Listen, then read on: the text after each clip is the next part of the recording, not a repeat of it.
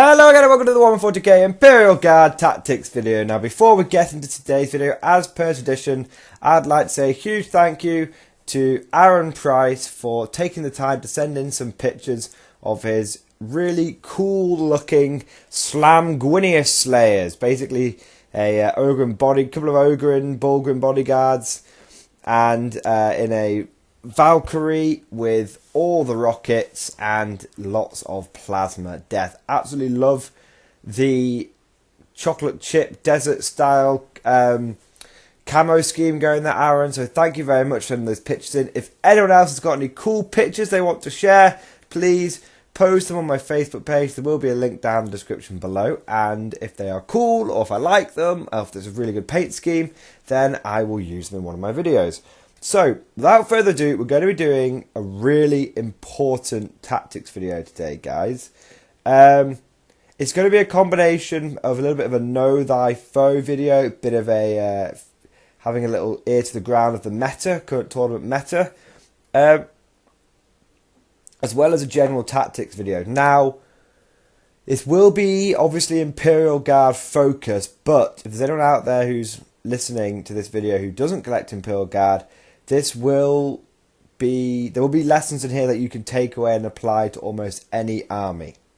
So, as you probably guessed from the video title, we're going to be taking a look at Imperial Knights, specifically post big FAQ 2019, right?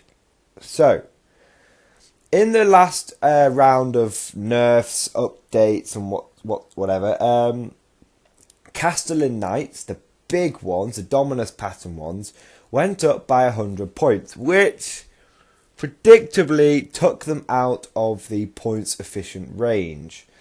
And as a result, you've pretty much seen Castellans has dropped across the board when it comes to competitive knight lists. You may occasionally see a Valiant as a massive distraction card effects, but Castellans have essentially been dropped from a lot of tournament lists. And that's not to say Castellans are bad, they're still very, very good, but when you're talking about top tier tournament competitive lists, every point must count, everything must be as points efficient as possible, and in this case Castellans no longer fit that criteria. So how have Imperial Knights changed with this update? Well, firstly, I want to say that they are still going very, very strong. In fact, Imperial Knights have been very, very good, tournament worthy for pretty much since they were introduced. I mean, there was a brief bit at the beginning of 8th when Hordes reigned supreme, but Knights were still good. Just Hordes were absolutely amazing. Knights are now absolutely pants on head strong again, and there's a particular build which is doing the rounds at the moment, which will 20-0 most opponents it comes against, and by 20-0 we're talking ETC, and it'll table most opponents it will come against. Now, I've actually already done a battle report featuring this list, and it was in the Imperial Guard, my Imperial Guard versus Imperial Knights battle report that I put up about a month ago. So check that out if you want to see this thing in action. But we're going to talk through what is in this list typically, and how can you prepare for it, and how can you beat it. Okay, so the list itself, Imperial Knights are now in a competitive list taking 4 regular sized knights. You won't really see any big knights, and you will less than likely see any baby knights. People are going back to spamming the medium-sized knights. So we're talking Crusaders and Gallants and Errants, those kind of things. That size knight. Now, the list that has been doing very well has 4 Imperial Knights and a Rusty 17. So we're going to be covering 2 things here. We'll start off with the Rusty 17 very quickly. It's a CP battery. So it's essentially a AdMech detachment with 2 Tech Priest Engine Seers and 3 minimum squads of Skitarii. Typically, I believe it's the Rangers because they're cheaper. And that just gives, it's a battalion, it gives the knights access to an additional 5 CP. Not much more to say about it. Now the knights themselves will be typically armed. You'll have 3 of the shooting knights, I believe they're the Crusaders, and they will be armed with the Gatling cannon and the thermal cannon. Now a lot of you will be a bit surprised by that second option. I mean, the first option, the Gatling cannon, it's a standard, it's a very good weapon, it's 12 shots, it's strength 6, it's AP -2, and it's a flat 2 damage. That's a very potent weapon. It's got high damage, high rate of fire, decent strength, decent AP.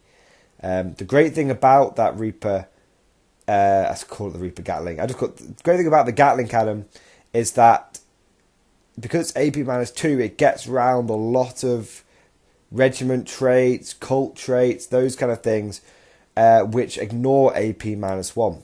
Just gets around that because AP -2, and it's got the high rate of fire, so it can be pretty much thrown into anything, and it's going to do some serious damage. And the second option I said you might be a bit surprised about, and that's the thermal cannon. Now traditionally these shooting knights have been armed with battle cannon and Gatling cannon, but if you're trying to squeeze 4 of these bad boys in, then the battle cannon is a bit of a pricey option, and the thermal cannon is actually the one that you're typically going to see, and it allows you, by taking the thermal cannon, it allows you to shave off just enough points to squeeze that 4th knight in, which is very important, because 3 knights most people can deal with. 4 knights, that's a whole different story. Now the thermal cannon, for those of you who don't know, it's a D6 shot weapon. Range 36, so if you get within 18-inch range, the melter rule comes into effect. Strength 8, it's AP -4, and it does D6 damage. If you're within half range, like I said, the melter rule kicks in, and you get to do 2d6, pick the highest damage. Now you'll also find that Imperial Knights, these Imperial Knights will be armed with a heavy flamer and a heavy stubber.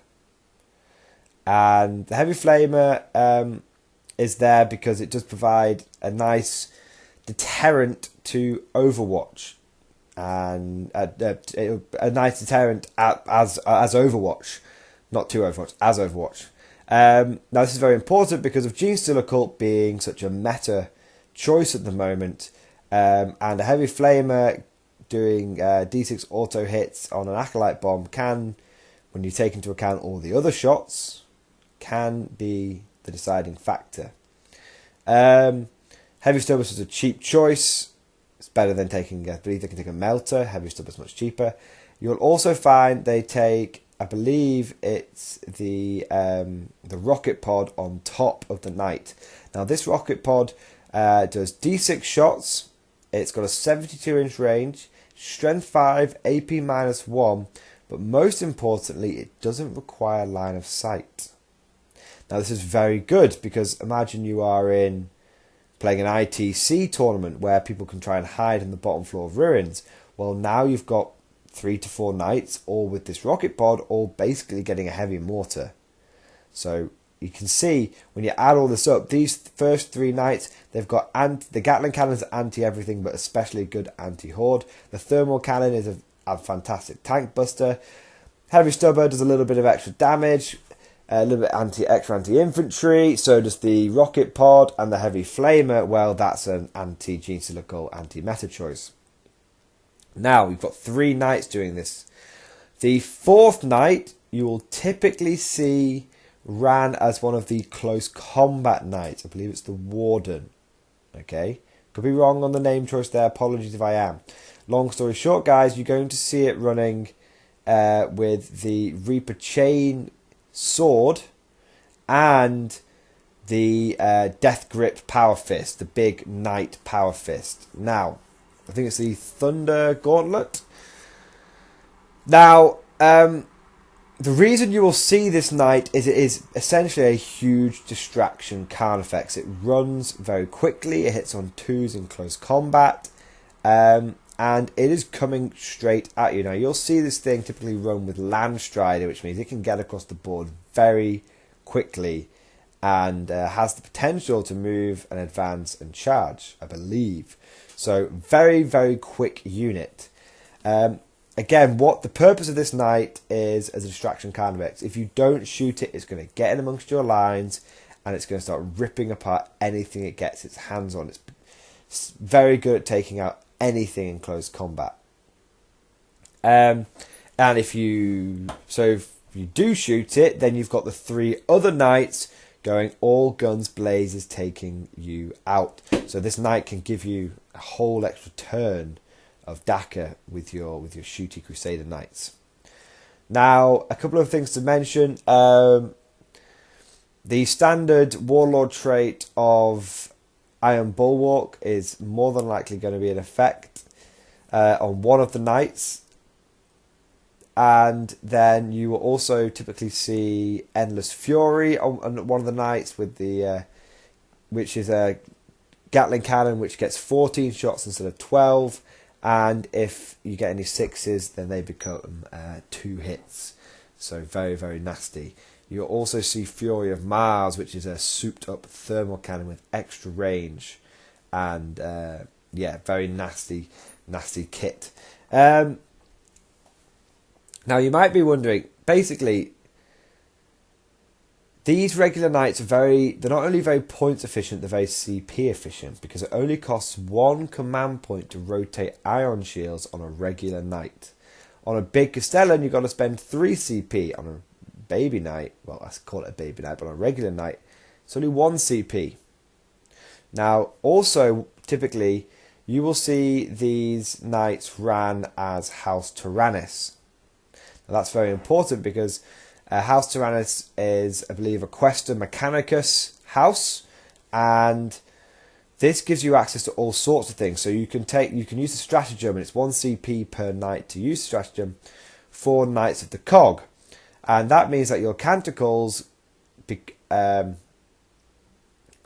canticles are applied to the knights as well. So if you get Shroud Psalm, then all your knights get Shroud Psalm as well, which means all your knights go up to a 2+ armor save when you've got Shroud Psalm off, which is horrible, absolutely horrible. And imagine that on the knight which has Iron Bulwark for the extra armor save. That's on a 1+ save, which is very, very difficult to kill. Also, think about House Tyrannus. Whenever one of the knights is killed, provided it doesn't roll a 6 and explode, you can use a stratagem, and on a 4+, that knight will not die. Instead, at the end of the phase, it will get back up with D3 wounds left on it. So even if you've got 4 knights here, now that is 3 CP. You've got 4 knights here, and even if you kill one, there's a 50-50 chance it's going to get back up, and they can use a CP reroll on that. So it's a 75% chance that knight's going to get back up. And in theory, if they don't rotate any ion shields, they could do that twice, which means you might facing 4 knights, which is going to be very difficult to take down. But you're definitely going to have to kill one of them twice. Which means you're really facing 5 knights. Now, a lot of you were saying, yes, it'll come back on D3 wounds, but then it's going to be massively degraded. Well, no. Because there's another stratagem for 1 CP, which means that the knight can fight for that turn, not phase, that turn at its full profile. I believe it is Machine Spirit Resurgence. So what you're facing here, guys, is 4 knights, one of which you're going to have to deal with, otherwise it's going to start getting into your line, tying things up and wrecking face. And even if you kill it, then it's going to come back at full strength. And even if it doesn't come back, if you kill one of the other shooting knights, then one of those is going to come back at full strength for a turn. Very, very difficult list. So, all this taken into account, now you fully understand what are some basic tactics for dealing with this thing. Okay, well, number one, last thing to mention is all the House Tyrannus knights get a 6-up feel no pain, but it doesn't work against mortal wounds. Okay, so with that, let's take a look at what are some basic tactics for beating this list.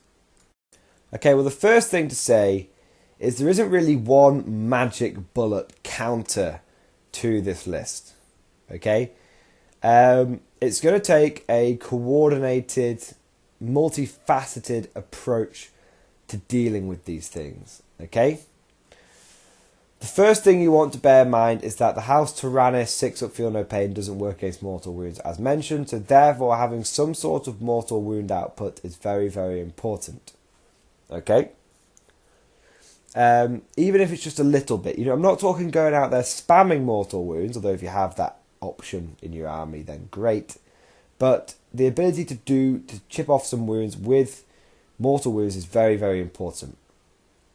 Even if it's just a couple of basic psychers, having a few sniper rifles as Imperial Guard, which we'll talk about later why the snipers are important. Having access to some form of mortal wound output is going to be very, very beneficial.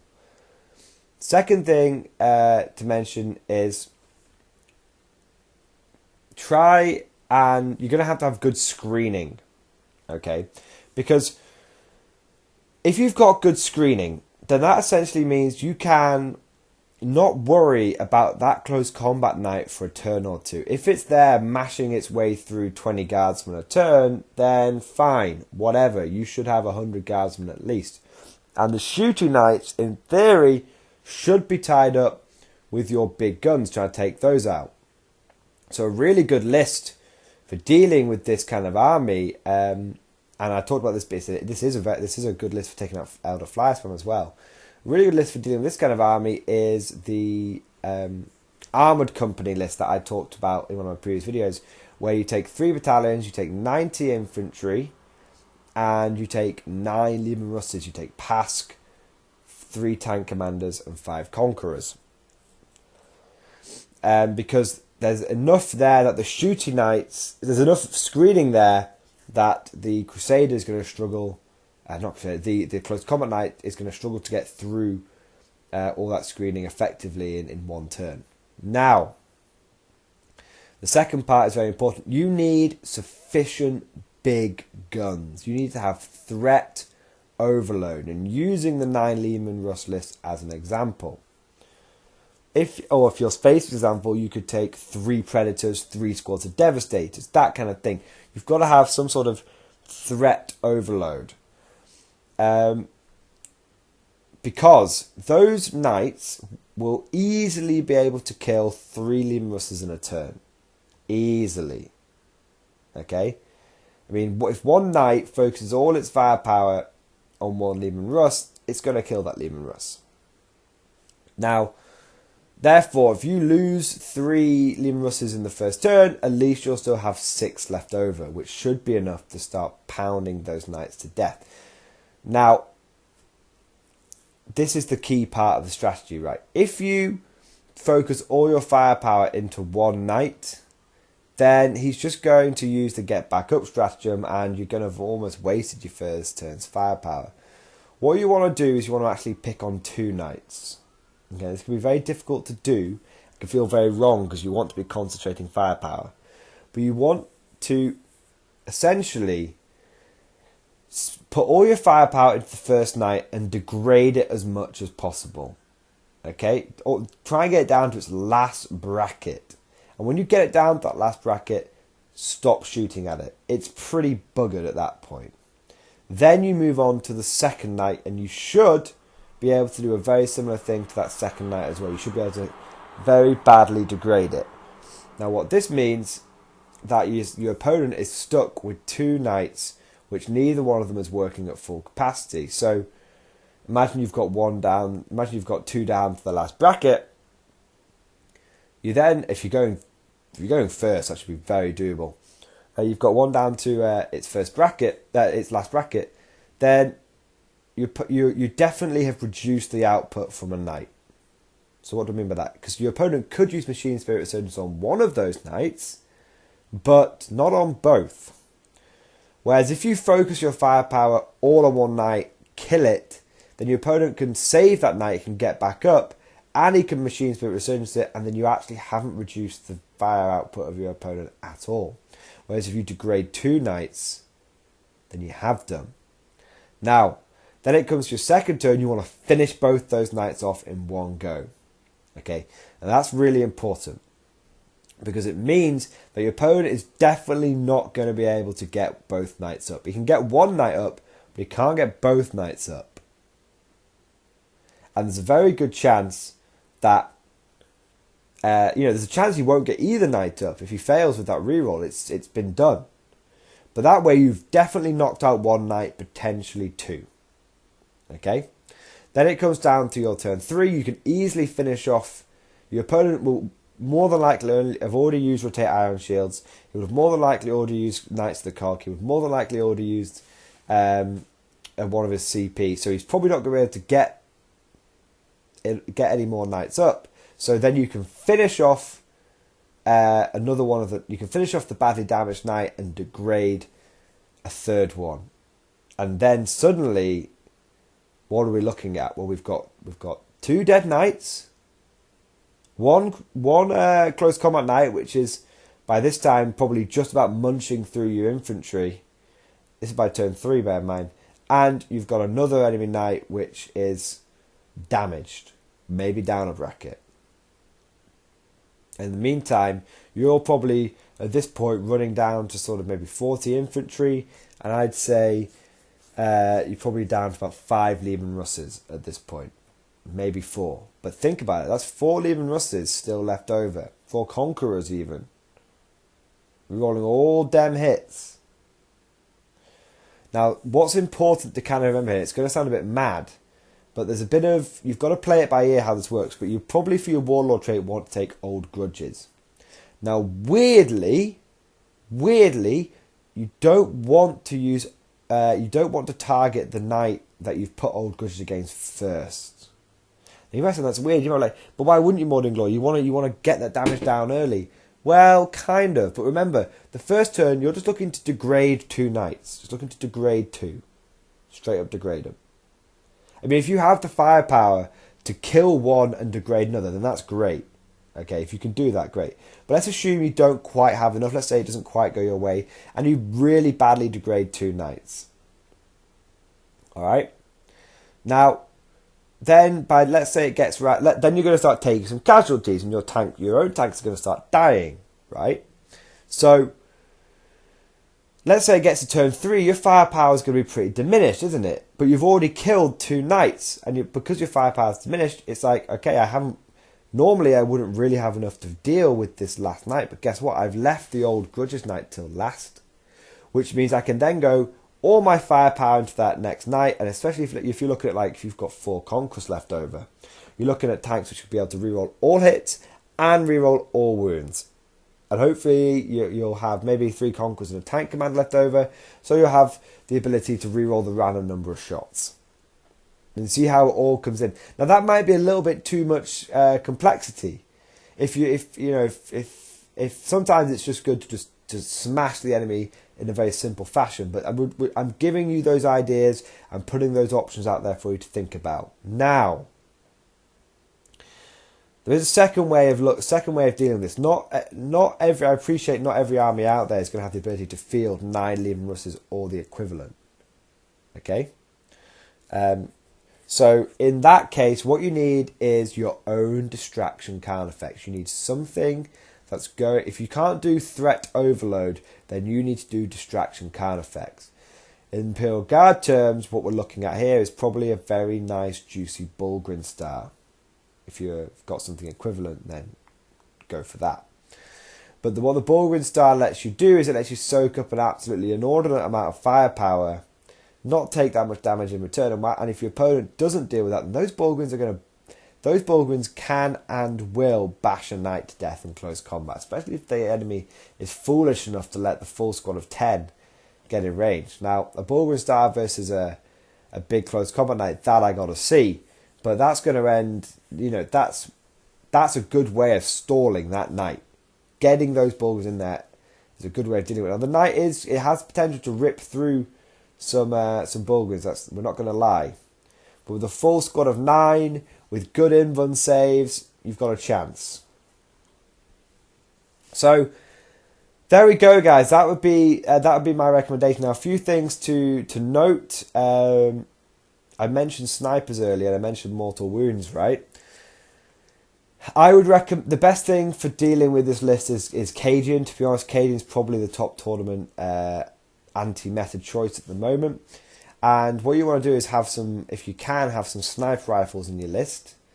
Because if you get a mortal wound on one of those knights, they can't stop it with their 6-up feel no pain, and then you can play overlapping fields of fire, and that will that's a much more surefire way of getting overlapping fields of fire than having to try and waste one of your Russes trying to get that mortal wound. Or you could use your 90 infantry to try and plink off that wound. So there you go, guys. That's the current top knight list in 2019. That's some general lessons for dealing with it. The other thing to say is pure infantry would be very good at taking this on, because that close combat knight is essentially useless, and the Gatling cannons, whilst good, they're only putting out 12 shots each, and those thermal, that's not enough. That's not enough. Even if one of those chain cannon kills, Gatling cannons kills a full squad, who cares? You've got 20 more. So, thank you guys for watching. Please put any suggestions, feedback, and any comments down below. This video would be a really good repository for people to come and learn from. So, there you go, guys. Hope you enjoyed this video, and of course, I'll see you guys next time.